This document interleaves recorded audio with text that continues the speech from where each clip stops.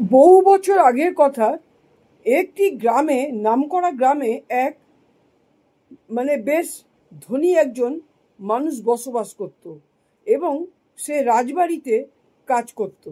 ধনী বসবাস করতো, রাজবাড়িতে কাজ করত। এইভাবে কাজ করার ফলে এবার তার প্রচুর পয়সা ছিল। তার সন্তান সংখ্যা ছিল একটি মাত্র তার মেয়ে ছিল। এবার মেয়েটাকে যত্ন করে সে লালন পালন করে তুলছিল, কারণ তার স্ত্রী বেঁচে ছিল না। তা অনেক লোকজন দিয়ে লালন পালন তাকে করে তুলছিল এবং সে যা চাইতো তাই তাকে, সেই ধনী ব্যক্তি তাই তাকে দিত। এইভাবে জীবন তার কাটছিল। এইভাবে আস্তে আস্তে মেয়েটা অল্প বয়স থেকে সে তখন এবারে হলো, কিশোরী হলো। তখন তার বিবাহের কথা তার বাবা তাকে বলল, তুমি এবার একটা ভালো ছেলে দেখে বিয়ে দেবো, আমি ভালো ছেলে আমি দেখছি। কিছু বলেনি। এইবার তারপরে সবাই ভালো ভালো সম্বন্ধ নিয়ে আসে, রোজ তাকে দেখতে থাকে, রোজ তাকে লোক এসে দেখছে, কিন্তু পছন্দও করছে, কিন্তু মেয়েটার কাউকে পছন্দ হচ্ছে না। মেয়েটা ছিল অপূর্ব সুন্দরী, প্রতিমার মতন সুন্দরী। ওর নাম ছিল রানী, প্রতিমার মতো সুন্দরী। তা এবার ওর সুন্দর নিয়ে কিন্তু ওর মধ্যে গর্বও ছিল। তখন সে কি করলো, একদিন কোনো ছেলেকে পছন্দ হচ্ছে না, এবার দিন চলে যাচ্ছে, কেটে যাচ্ছে। বাবা বলছে, শিগগিরই একটা বিয়ের ব্যবস্থা করো, নাহলে তো আমারও তো বয়স হচ্ছে, যদি তোমার মার মতন আমারও মৃত্যু হয়ে যায় তাহলে তো তুমি তো রাস্তায় পড়ে যাবে, তুমি তো একলা হয়ে যাবে। এইবার একদিন এক ভিক্ষুক একদিন ওর বাড়িতে ভিক্ষা করতে এলো, ওই ভিক্ষা দিতে গেল। এইবার ভিক্ষা দিতে গিয়ে তার চোখ ভিক্ষুকের দিকেই তার চোখ আটকে গেল এবং বাবাকে বলল, বাড়ির মধ্যে নিয়ে আসলো, বাবাকে বলল, এই ভিক্ষুককেই আমি বিয়ে করব। কারণ ভিক্ষুকটাকে দেখতে ছিল অপূর্ব সুন্দর। ও যেমন সুন্দর, ওই ভিক্ষুককে দেখতে ছিল অপূর্ব সুন্দর। ভিক্ষুকের মা বাবা পরিবার পরিজন বলতে কেউ ছিল না। তখন এবারে ও কি করলো, বাবা কিছুতেই দেবে না, ও বিয়ে করে বসে থাকলো, না খাবো না, এই করব না, সেই করব না।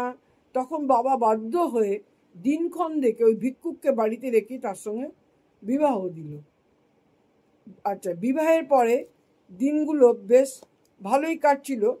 বাবা রাজবাড়িতে খুব ভালো একটা কাজ সে করত এবং ভালো মাইনে পেত, অনেক দামি দামি জিনিস পেত, কোনো অভাব ছিল না, যার জন্য তাদের কোনো অভাব ছিল না। এবার সে কি করলো, এবার একদিন স্বামীর সঙ্গে ভালো মতন কথা বলছে, করছে, ভালোভাবে দিন কাটছে।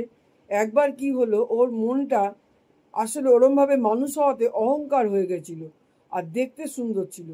হঠাৎ কি হলো, স্বামীকে নাম ধরে ডাকা শুরু করে দিল, কুকুর বিড়ালের মতন ব্যবহার স্বামীর সঙ্গে করতে আরম্ভ করে দিল, মারধর করতে আরম্ভ করে দিল। আস্তে আস্তে বাড়ছে। স্বামীর ওপর অত্যাচারটা, নিজেই বিয়ে করলো, আবার স্বামীর ওপরে যে অত্যাচারটা আস্তে আস্তে আস্তে আস্তে বাড়তে বাড়তে এমন একটা পর্যায়ে গিয়ে পৌঁছালো যা সম্ভব করা মুশকিল হয়ে গেল। ওই তার স্বামী, ছেলেটা, ও তো ভিক্ষুক, ও তো বিয়েও করতে চায়নি, ওকে তো জোর করে বিয়ে করেছে। সেটা ও বলছে যে, তুমি আমাকে জোর করে বিয়ে করে আমার সঙ্গে এরম ব্যবহারটা করছো কেন?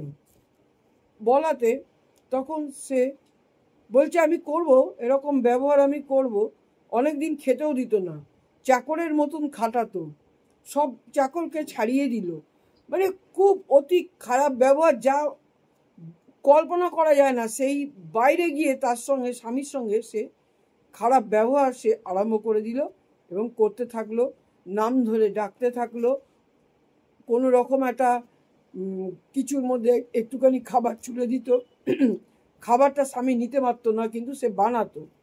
এবার তার বাবাও কিছু বলতো না, দেখে বাবাও কিছু বলতো না, কারণ তার মেয়েকে বললে মেয়ে আবার রাগ করবে, এই করবে, তারপরে না খেয়ে থাকবে। তার জন্য বাবা বলেছে তুমি নিজে বিয়ে করেছো, ছেলেটাকে বলেছে তুমি বিয়ে করতে চেয়েছে, তুমি বিয়ে করেছো, ছেলেটা বলাতে বলেছে। আমি কি করব, আমি তো কিছু করতে পারবো না, আমার কিছু করারও নেই। তা এইভাবে বলছে কি করে দিন কাটবে আমার, তাহলে আমি এখান থেকে চলে যাই। এবার চলে যেতেও দেবে না, স্বামীটাকে চলে যেতেও দেবে না। বলেছে আমি ভিক্ষুক ছিলাম, ভিক্ষুক হয়েই থাকবো, আমি চলে যাই, সেটাও যেতে দেবে না। এইভাবে অতি অত্যাচার করতে লাগলো, করতে করতে দিন গড়িয়ে যায়। এবার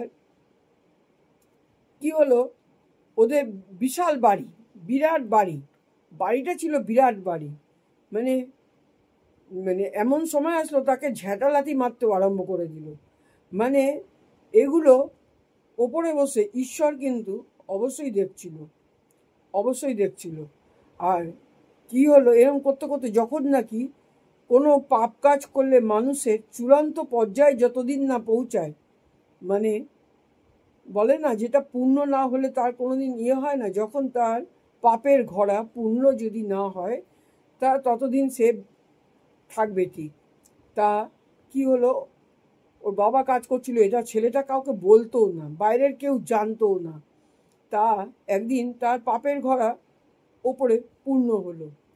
পূর্ণ হওয়ার পরে একদিন কি হলো, ওর বাবা মৃত্যু হলো। মৃত্যু হলো কারণ হচ্ছে, মৃত্যুর কারণ হচ্ছে ও হচ্ছে রাজবাড়িতে কি হলো, চুরি করেছে। রাজবাড়িতে চুরি করেছে, যেটা নাকি কোনোদিন করেনি। তার সেই লোক রাজবাড়িতে চুরি করে ধরা পড়েছে এবং তাকে মৃত্যুদণ্ড দিয়ে তার মৃত্যু হলো। মৃত্যুদণ্ড দিয়ে তার মৃত্যু হলো। এবার সে কি করলো, রূপসী কি করলো, ও বাবার জন্য কাঁদতে লাগলো। তখন তার স্বামী এসে তাকে একটু সান্ত্বনা দিচ্ছিল। বাবা মরে গেলে তো সবাই সান্ত্বনা দেয়, কাঁদে। সান্ত্বনা দেওয়াতে সে আরও তার ওপর মানে রেগে উঠলো এবং তাকে আজে বাজে কথা তাকে বলতে থাকলো। সুতরাং এই আজে বাজে কথা বলার সময় তার কোনো জ্ঞানগম্যই থাকে না, যা খুশি দিয়ে সে মেরে দেয়। এইভাবে ছেলেটা ভাবলো এবার আমি চলে যাই, কিন্তু আবার যেতেও পারছে না, কারণ বাবাটা মারা গেছে, এবার যেতেও পারছে না। এই করতে করতে দিন যায়, কোনো সন্তান সন্ততি কিছুই হয়নি, কিচ্ছু হয়নি, কারণ ওর সঙ্গে কোনো সম্পর্কই ছিল না, সন্তান সন্ততি তার কিচ্ছু হয়নি। এইভাবে দিন কাটছে। এইভাবে করতে করতে সে আস্তে আস্তে নিজের জায়গায় ফিরে আসলো। যা বাবার পয়সা ছিল, অর্থ সম্পদ ফুরিয়ে আসছে, এবারে আরও রাগ হয়ে গেল। এইভাবে রাগে তার একদিন মৃত্যু হলো, তারও একদিন মৃত্যু হলো এমনি, সে এমনি মারা গেল। মানে অর্থ সম্পদহীন, তার সব টাকা খরচা করে ফেলে, তার পেছনে প্রচুর পয়সা লাগে, সেই রাগের চোটে স্বামীর সঙ্গে এ করে মৃত্যু হলো। মৃত্যু হওয়ার পর তাকে যমদূত দুটো প্রহরীকে পাঠিয়ে দিয়েছে তাকে নিয়ে যাওয়ার জন্য। তার আত্মাকে নিয়ে যাওয়া হলো ওপরে। চন্দ্রগুপ্ত খাতাতে বলল যে দেখো এই মহিলা কি করেছে। তখন বলল এই মহিলা সব পাপ কাজ করেছে। বলছে সব পাপ কাজ করেছে, একটা মহিলা সব পাপ কাজ করতে পারে? বলে হ্যাঁ। বলে একটা মহিলা কোনোদিন সব পাপ কাজ করতে পারে না, কিছু ভালো কাজ করে। মহিলারা, পুরুষরা হলে আমি বিশ্বাস করতাম, কিন্তু পাপ কাজ করেছে। তা পাপ কাজ করাতে এবারে তাকে বলল যাও।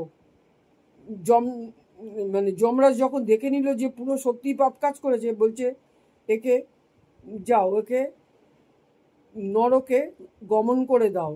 এবার নরকে গিয়ে এবার সে থাকুক। নরকে গিয়ে সে এবার সহ্য করতে পারছে না।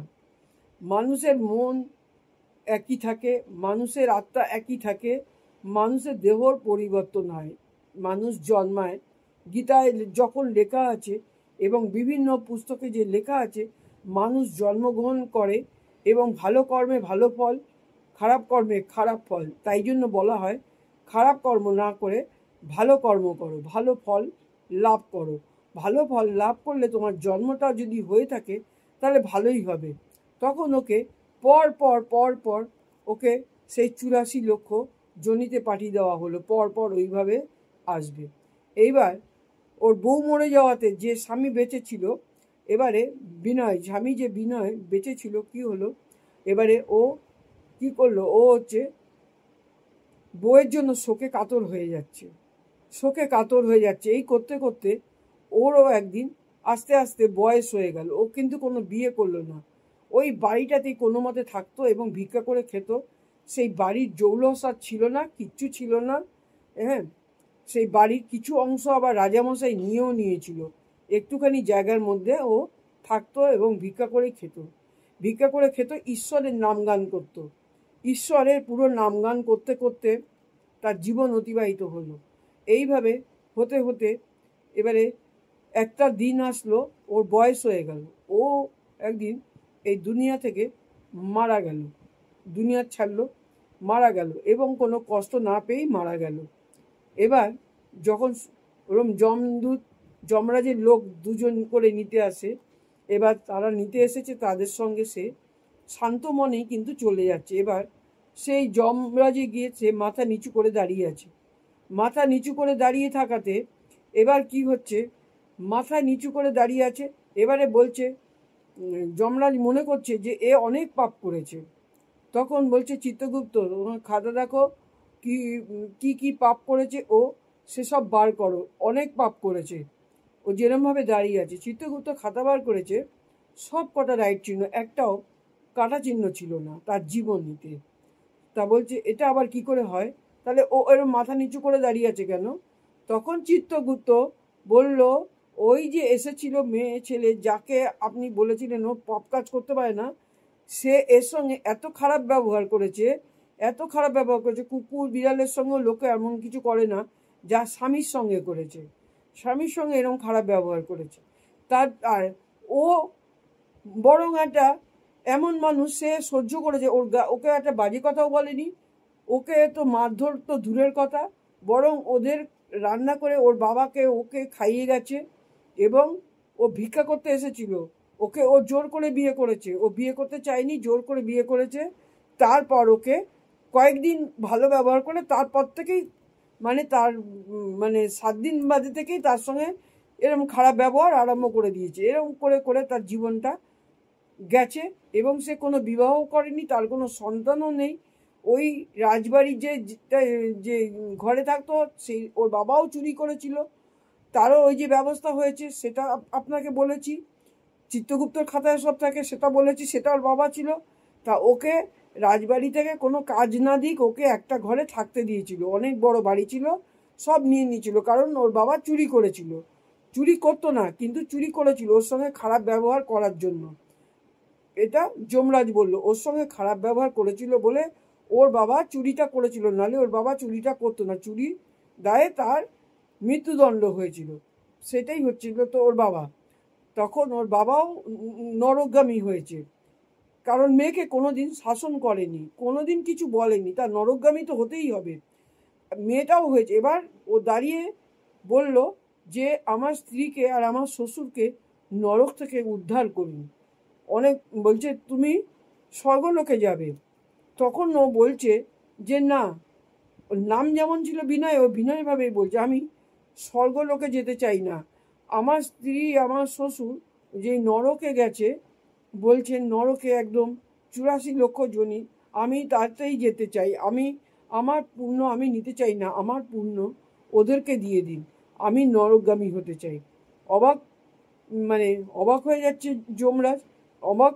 এবারে অবাক হয়ে এবারে বলছে ঠিক আছে, ওদেরকে নিয়ে আসো, ওদেরকে আবার সেই আত্মারূপে তাদেরকে নিয়ে আসলো সামনে। অন্য যেই প্রাণী হয়েছিল তার থেকে মৃত্যু করে তাদেরকে আবার নিয়ে আসলো সেই যমলোকে। নিয়ে আসার পরে তখন বিচার করালো, যমরাজ বিচার করালো। তখন সে হাতে পায়ে ধরছে স্বামী, তখন এরা ছায়ার মতন থাকে মৃত্যু হয়ে গেলে। মানুষের দেহ এরমভাবে দেহ তো থাকে না, সে যে মৃত্যুর পরে যেরম দেহ থাকে সেরম দেহ, ওরও স্বামীরও যেরম দেহ, ওরও সেরম দেহ। সব বাবা ও ক্ষমা চাইল, তখন ও বলছে ক্ষমা চাইতে হবে না। তখন ওর জন্য ওরা ওই নরক থেকে বাবা আর মেয়ে মুক্তি পেল। এবং বলছে যদি আমি স্বর্গে, আমাকে বলছে তুমি স্বর্গলোক তুমি প্রাপ্তি করেছো, তা তোমাকে তো স্বর্গলোকে যেতেই হবে। ও বলল আমি যদি স্বর্গে যাই তাহলে এদের দুজনকেও স্বর্গলোক প্রাপ্তি করতে হবে, নাহলে আমি যাব না, আমি নরক প্রাপ্তি হব, আমি যাব না। তখন মানে কিছুতেই যখন হচ্ছে না, তখন ওর অনুরোধ বিনয় করে কথা বলছে, না নামই বিনয়, মানে অনুনয় বিনয় করে কথা বলে সেই শ্বশুরকে আর তার স্ত্রীকে সেই স্বর্গলোক প্রাপ্তি করালো। গল্পটা কিরম লাগলো? আশা করি ভালোবাসা নেবেন, ভালো থাকবেন, আবার নতুন গল্প নিয়ে আবার ফিরে আসবেন।